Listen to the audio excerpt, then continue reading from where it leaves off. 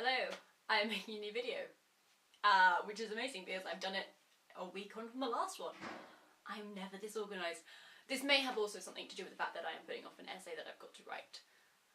Research is really hard, guys. But anyway, I'm continuing on from the How My Life Links to Film video from last week, and this week we're going to talk about 500 Days of Summer, because it's a great movie, but also because there's a bit in it that I feel, that I link to.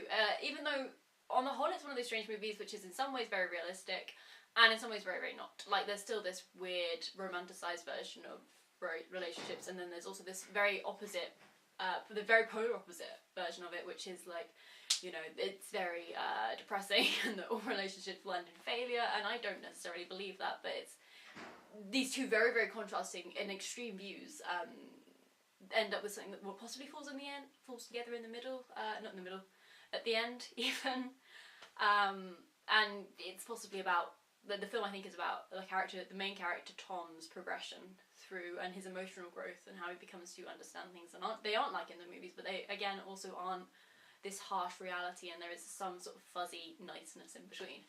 Anyway, there's the most unrealistic part of the film, which is when Tom is making his way to work, and his whole commute becomes this big musical number to the song "You Make My Dreams Come True," and there's like an animated bird that flies in. So it's it's making very obvious that this is not meant to be a serious moment in the film, and I really, really love it for that reason.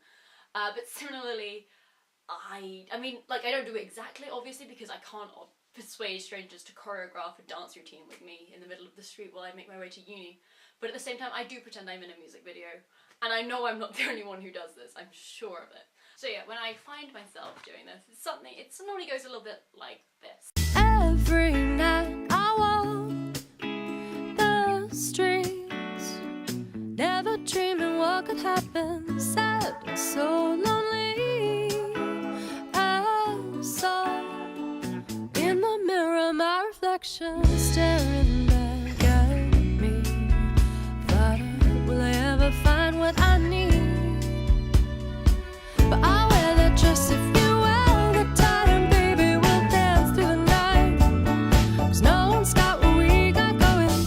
Happiness never held on to me until you helped me see that together we're just better off.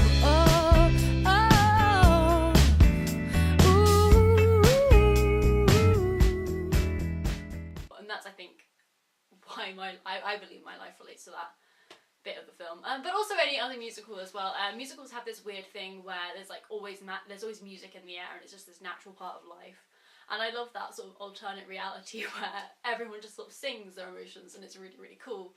And as a result, I find myself when I listen to music on my way to and from uni, it's a 15-minute walk as well, so I get through a bit of music.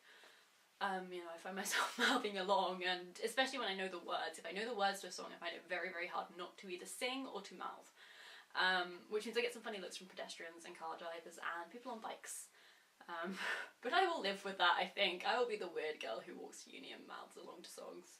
I feel like the whole mouthing along to songs things is a subconscious thing that gets to me. Like, if I know the lyrics, it has to. Maybe I should have been born in a musical. I think that's probably what I'm getting at here. My life links to film because I should have been born in a musical. I will see you all next week, hopefully, if I can keep up this regularity thing. Maybe. Who knows?